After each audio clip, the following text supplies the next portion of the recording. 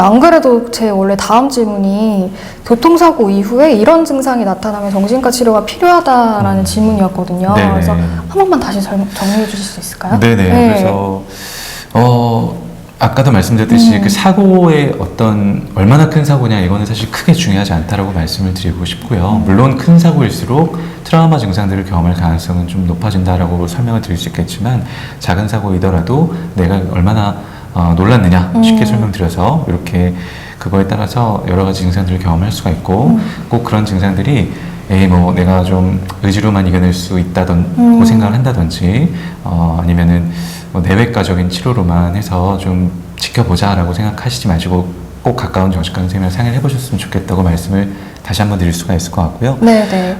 그래서 아까 말씀드렸듯이 이제 깜짝깜짝 놀라는 그런 과각성 증상 그리고 내가 지금도 사고가 나고 있는 것처럼 느끼는 분들이 있어요. 그러니까 예를 들어서 차를 타고 가는데 네. 조금 더 뭐랄까요, 좀 어떤 사례가 있냐면 아주 작은 소리에도 그 놀라는 것뿐만 아니라 그 소리를 굉장히 크게 느끼시는 경우가 있어요. 그러니까 예를 들어 귀가 아프다고 말씀하시는 경우가 있어요. 그러니까 조그만 자동차 소음에도 네. 내 뇌나 내 마음은 그런 것들을 굉장히 크게 인식을 하는 거죠. 마치 사고가 났을 때처럼. 그래서 이제 이런 것들은 뭐 재경험의 증상 중에 일부라고 또 설명을 드릴 수가 있을 것 같고요. 네네.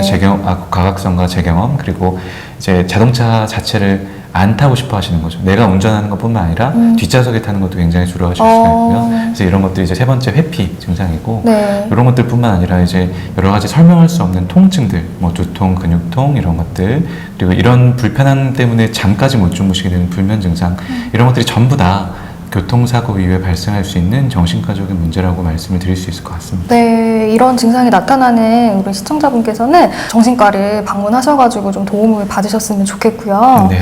교수님께서 보시는 환자들 중에 아까 이제 중추신경계 손상으로 인해서 이제 치료를 받고 있는 환자들, 예를 들어서 뭐 뇌졸중이나 뇌출혈이 뇌졸중에 속하는데 아무튼 이로 인한 마비 등이 발생하면 굉장히 상심이 클 것 같아요. 맞아요. 네. 맞아요. 근데 이런 분들도 실제로 치료를 받으면 많이 개선이 되나요? 이게 참 마비가 발생을 하면 우리가 건강했을 때랑 비교해서 그 삶이 어떤 전과 후가 너무나도 많이 달라지게 되는 것 같아요. 그래서 제가 만나 뵙는 젊은 환자분들 중에서도 뭐 병전에는 사회적으로 굉장히 인정받고 훌륭한 직업, 뭐 성취 이런 것들을 이룬 분들도 많은데 그리고 또 각자의 위치에서 열심히 살아가고 계셨던 분들도 많이 계신데 이런 분들이 이제 하루아침에 사고로 인해서 마비가 발생했다 이렇게 생각하면 제가 사실 그분들의 마음이 어떨지 감히 추측하는 게 어려울 정도죠. 어떤 마음이실까 네. 굉장히 어려울 정도고 그래서 저도 조금이라도 좀 더 들어드릴 수 있도록 이해할 수 있도록 노력을 하고 있는데 네. 근데 이제 장애가 남은 그런 환자분들 뇌졸중 환자분들은 초기에 자신의 장애를 받아들이는 것을 굉장히 거부할 수밖에 없다 이렇게 좀 생각을 해볼 수가 있을 것 같아요. 아무래도 그럴 수밖에 없을 것 같은데 이 현실이 좀 납득이 잘 안 되고 네. 그래서 왜 나한테 이런 일이 생겼을까 하필 나한테 이런 일이 생겼을까라고 말씀을 하시는 경우가 굉장히 많거든요. 네. 근데 이제 결국에는 나중에는 이제 장애가 있다라는 거를 좀 현실적으로 좀 인정을 하게 되지만 근데 지속적으로 나는 이런 장애를 극복하고 곧 좋아질 거야 라고 어떤 그런 생각에 또 되게 몰두하게 되시고 집착하게 되시는 그런 분들도 있게 되는 것 같아요.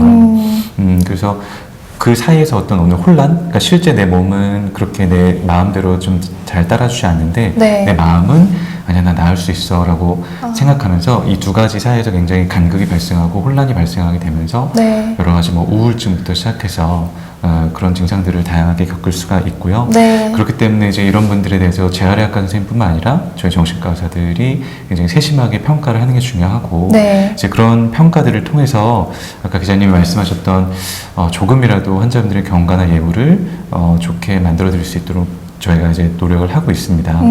그래서 예우에 대해서 먼저 연구가 된 것들을 잠깐 말씀을 좀 드리고 넘어가고 싶은데 네네.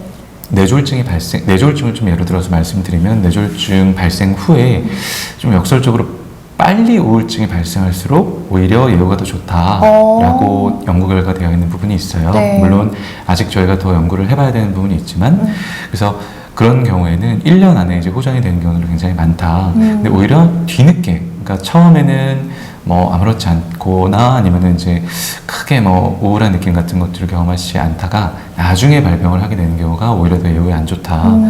이렇게 되어 있습니다. 네. 그래서 이제 조기에 발견을 해서 조기에 정신과적인 치료를 시작하는 게 도움이 되고 이제 이게 아까 기자님 말씀하셨던 나중에 예후가 어떻게 될 것인가와 좀 밀접하게 관련이 있는 부분인 것 같아서 말씀을 드린 거거든요. 네네. 그래서 이제 이런 부분이 있다면 우리가 좀 미루거나 혼자서 참거나 고민하시거나 그럴 게 아니라 심리적인 어려움을 겪고 계시다면 조기에 발견을 해서 이제 조기에 치료를 하는 게 예후를 높일 수 있는 방법이다라고 말씀을 드릴 수가 있을 것 같고 네. 또 이제 마비를 경험하신 분들, 젊은 환자분들이 그러면 사실 제가 도와드려야 될 부분은 이제 이분들이 어떻게 바뀐 내 어떤 몸 상태, 마음 상태에 잘 적응을 할 수 있도록 할 수 있을까 이런 것들을 좀 같이 고민을 하는 역할을 하는 것 같아요. 그래서 이제 그런 것들을 하다 보면은 얼마나 좋아질 수 있을까를 딱 뭐 사람마다 케이스마다 다 다르기 때문에 정확하게 말씀드릴 수는 없겠지만 최대한으로 이런 부분들을 조금 마음의 짐을 덜고 치료에 조금 더 재활 치료에 조금 더 집중을 할 수 있게 도움을 드리는 게 이제 제가 해야 될 역할이라고 생각을 하고 네네. 네, 그렇게 집중을 하고 있다라고 말씀을 드릴 수 있을 것 같습니다. 아, 그렇구나. 그럼 교수님, 이건 제가 그냥 궁금해서 질문을 넣었는데, 이 뇌졸중이나 뇌출혈이라는 질환 자체가 우울증 유발할 수도 있나요? 네, 그렇죠. 왜냐면 이제 네. 저희가 보통 뇌졸중이나 이제 뇌출혈 이후에 이제 저희 의사들이 뇌와 관련된 뭐 영상 촬영, 그러니까 뭐 CT라든가 MRI 같은 것들을 촬영을 하게 되고 네. 뇌의 어떤 부위에 이제 그런 병변이 남아서 그런 병변 때문에 환자분이 보이는 증상들을 설명할 수 있겠구나라는 것들에 대해서 이제 검사를 하게 되거든요. 네. 그래서 이제 뇌의 어떤 특정 부위가 일종의 거기에 이제 장애가 남은 거고 그거에 따라서 각종 이제 여러 가지 다양한 증상들이 나타날 수가 있고 근데 사실은 뭐 여러 가지 연구들이 이 우울증과 관련된 여러 가지 연구들이 있긴 한데 뇌졸중이 일어난 부위와 우울증의 어떤 발생 빈도가 딱히 이제 연관이 없다라고 되어 있는 부분들도 있어요. 근데 또 어떤 연구에서는 이제 좌측 전두엽이라고 부르는 그런 부위가 일종의 파괴가 된 거잖아요. 이제 뇌경색이나 뇌출혈이 생기고 난 다음에는 그리고 이제 저희가 기저핵이라고 부르는 곳이 이제 또 도파민이라든가 이런 부분들이랑 연관이 높다라고 알려져 있어서 여러 이제 심리적인 문제와 관련이 있는 밀접하게 관련이 되게 중요한 뇌 부위인데 이제 여기에 병변이 생기게 되는 경우에는 우울증이 더 잘 발생을 한다라고 되어 있는 부분이 있어요. 네. 그래서 이제 위치와 또 상관이 있다는 주장 그리고 또 별로 없다는 주장 이게 좀 다양하게 있는데 네. 예, 그렇게 좀 설명을 일단 위치에 대해서는 그렇게 설명을 드릴 수가 있을 것 같고요. 네네. 그 다음에 아무래도 이제 뇌가 상처를 입게 된 거잖아요. 네. 큰 상처죠. 그래서 큰 상처를 입게 되면은 저희가 이제 여러 가지 뭐 복잡한 과정을 통해서 이제 면역 반응 같은 것들을 일어나게 되고 상처를 회복하려고 하는 그런 노력 중에서 저희가 이제 면역체가 막 활성화가 되게 되면은 이제 면역 세포들 뭐 사이토카인이라고 부르는 것들이 되게 많이 생산이 되고 그게 글루타메이트라는 어떤 신경전달 물질이랑 또 연결이 돼가지고 세포 사멸 같은 게 더 증가한다. 그러니까 독성이 많아지게 돼서 일종의 뭐라고 비유를 하면 좋을까요? 그러니까 다친 부위를 조금 아물게 만들려고 하는 그런 노력, 네. 이제 이런 부분들이 있게 되고 이런 여러 가지 염증 반응들 그리고 이제 이런 스트레스 이런 것들에 따라서 코티솔 같은 게 되게 높아진다. 코티솔은 스트레스 호르몬이라고 저희가 부르거든요. 네. 그러면서 저희가 이제 세포 내 세로토닌이라고 부르는 그 신경 전달 물질이 많이 줄어들게 됩니다. 라고 설명을 쭉 지금 제가 한번 일련의 과정을 설명을 드린 건데 네. 그러면서 이제 우울증이 발생하게 된다라고 하는 그런 과정으로 좀 설명을 드릴 수도 있을 것 같아요. 그러니까 정리하자면 네. 어떤 우울증과 관련된 특정 부위가 아프게 되면서 우울증이 더 잘 발생할 수도 있고 그 다음에 이제 전체적인 그런 면역 반응, 스트레스 반응 이런 것 때문에도 우울증이 더 잘 발생할 수 있다. 네. 이렇게 좀 설명을 해볼 수가 있을 것 같습니다. 되게 흥미로운데요. 교수님. 네, 네. 그리고 또 제 질문 중에 하나가 교통사고 후유증으로 인해서 인지 기능 자체가 떨어진 사람들도 계실 텐데 이것도 정신과에서 치료가 가능한가요? 네, 일단 사실 뭐 이것도 환자분들마다 예후나 경과가 다 달라서 치료가 될 수 있습니다라고 말씀드리는 게 좀 어려운 부분이긴 합니다. 근데 제가 그래도 그 중에서도 좀 분명하게 말씀을 드릴 수 있는 게 한 가지 정도가 있을 것 같은데요. 네. 인지기능의 장애가 제가 앞선 질문에서 답변 드렸듯이 어떤 뇌의 특정 부위에 병변이 생겨서 영구적인 장애가 남은 이유 때문에 생기는 인지기능의 장애가 아니라 우울증과 같은 어떤 정신과적인 문제에 부차적으로 인지기능과 관련된 장애가 발생을 할 수도 있거든요. 네. 그러니까 쉽게 말씀드리면 우울해지면은 단지 기분이나 감정, 뭐 어떤 의욕 이런 것들만 떨어지는 게 아니라 인지 기능과 관련된, 그러니까 집중력이나 기억력 같은 것들도 같이 동반돼서 떨어질 수가 있어요. 그러니까 2차적인 문제인 거죠. 우울증 때문에 생긴 네. 이런 문제라면 충분히 회복될 수 있다라고 말씀을 드리고 싶어요. 그래서 뭐 외상성 뇌손상이나 교통사고 이후에 기억력이 안 좋아졌다라고 아까 기자님 말씀해 주셨듯이 그렇게 말씀을 하시면서 외래에 오시는 경우들이 굉장히 많은데 네. 이게 면밀하게 저희가 평가를 하다 보면 우울증으로 인해서 인지기능의 저하가 동반이 되는 경우가 꽤 흔하고 예. 그리고 또 두 번째로 잠시 또 한 가지를 더 말씀을 드리자면 이제 재활치료 과정이 굉장히 길고 네. 여러 병원들을 돌아다니시면서 이제 치료를 받는 경우들이 많다 보니까 네. 알게 모르게 이제 약물들이 굉장히 중첩이 되고 쌓이게 되는 경우가 되게 많거든요. 그러니까 여러 가지 약들을 드시게 되는데 네. 근데 그 중에서 장기간 복용했을 때 인지기능 저하를 유발할 수 있을 만한 약물들, 그러니까 일부 수면제나 일부 신경안정제 같은 약들을 나도 모르는 사이에 되게 오랜 기간 동안 복용을 하고 계시는 경우들이 많아요. 이런 약물 때문에도 인지기능 저하가 생길 수가 있는 거죠. 네. 그러니까 이제 우울증 때문에 생긴 인지기능 저하, 그리고 이런 약물의 부작용으로 인해서 생긴 인지기능 저하라면 충분히 저희 정신과 의사와 어떤 상담이라든가 치료를 통해서 좋아질 수 있다라고 말씀을 드릴 수 있을 것 같습니다. 다만 이제 뇌 손상으로 인한 것들은 좀 어려워.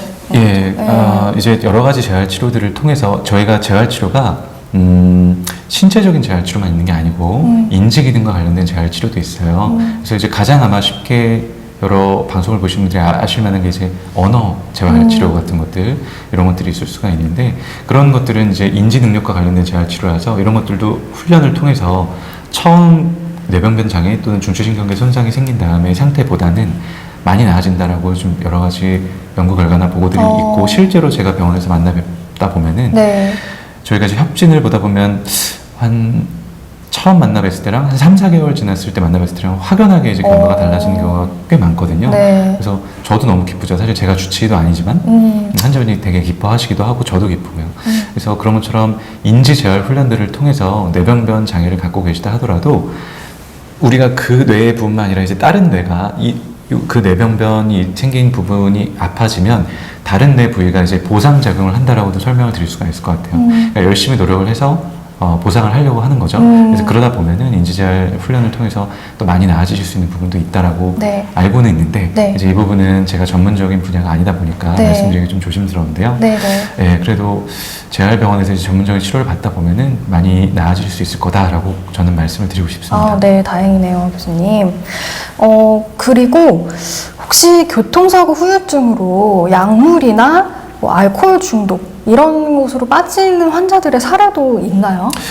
굉장히 많다라고 말씀을 드릴 수가 있을 것 같아요. 근데 오늘 이 시간에 이제 전부 다 사례들을 말씀드리기 좀 어렵겠지만 저는 두 가지 정도를 조금 알고 계셨으면 좋겠다라고 네. 말씀드리고 싶은데요. 첫 번째는 마약성 진통제와 관련된 부분이에요. 그러니까 왜냐면 이제 교통사고가 발생을 하면은 실제로 신체 부위에 손상이 있고 장애가 남아서 그 부위에서 느껴지는 통증이 있을 수가 있고 네. 뇌와 관련된 손상으로 인해서 통증 신호를 뭐랄까요? 좀 많이 느껴서 그래서 통증을 더 과도하게 느끼게 되는, 그러니까 뇌와 관련된 중추신경계와 관련된 문제 때문에 통증을 더 많이 느끼시는 두 가지 경우가 있을 수가 있는데 네네. 이런 경우에는 이제 환자분들이 통증 때문에 너무 괴로워하시기 때문에 이제 여러 병원에서 통증 전문 선생님들, 마취통증에 약한 선생님들이라든가 이런 분들의 진료를 받으면서 통증 약물을 복용을 하게 되는 경우들이 있거든요.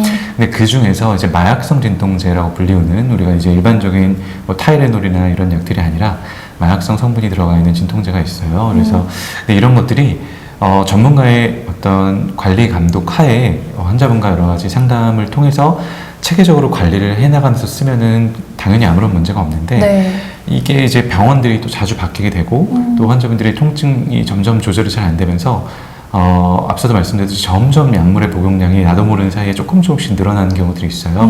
이제 근데 그렇게 되면은 이게 진통제 양이 계속 늘어나다 보면 나도 모르게 이제 의존이 되게 되는 그런 일들이 생길 수가 있거든요. 네. 그리고 또 기자님도 들어보셨겠지만 CRPS라고 부르는 네. 통증 증후군도 요즘에는 굉장히 진단을 많이 받고 오시는 경우들이 있는데 네. 이런 분들 같은 경우에도 마약성 진통제를 많이 복용을 하고 계시는 경우들이 있어요. 그래서 이런 분들은 이제 정신과 의사 입장에서 보면 약물에 의존이 되어 있는 건 아닐까 이런 부분에 대해서 꼭 전문적인 평가가 필요하다라고 말씀을 드릴 수가 있고 네. 이게 이제 교통사고로 인해서 통증으로 인해서 약을 많이 복용하게 되시는 경우 한 가지라고 말씀드릴 수가 있을 것 같고 네. 두 번째는 이제 알코올 의존, 알코올 중독에 빠지게 되는 경우도 꽤 많다라고 말씀드릴 수가 있는데 대표적으로는 불면 때문에 그러실 가능성도 굉장히 많다라고 말씀을 드리고 싶어요. 네. 그러니까 교통사고 이후에 내 신체 기능이라든가 사회적 기능이 이제 여러 가지로 바뀌게 되고 장애가 남는 경우는 특히 더 그런데 이제 그런 것들에 적응하시기 굉장히 괴로워하면서 밤에 이제 잠을 잘 못 이루시게 되고 그러다 보니까 또 술에 의존이 되게 되는 경우들이 흔하다라고 말씀을 드릴 수가 있을 것 같고요. 네네. 근데 이제 또 제가 나중에 기회가 되면 말씀드리겠지만 이제 중독은 결국은 조절을 잘 하지 못하라는 게 중독이거든요. 근데 이제 매일매일 술을 드시다 보면은 당연히 뭐 술의 양도 늘어나고 음주 빈도도 늘어나고 조절이 안 되게 되고 이런 일들이 생길 수가 있고 이런 게 이제 교통사고 이후에 굉장히 흔할 수 있다라고 말씀을 좀 드리고 싶습니다. 물론 제가 오늘 통계 자료까지 준비를 하진 못했는데요. 네네. 주변에서 봐도 그리고 제 임상 경험으로 봐도 네. 사고 이후에 이제 이렇게 물질 중독 상태까지 같이 동반이 돼서 오게 되는 경우가 꽤 흔하다라고 말씀을 드릴 수 있을 것 같아요.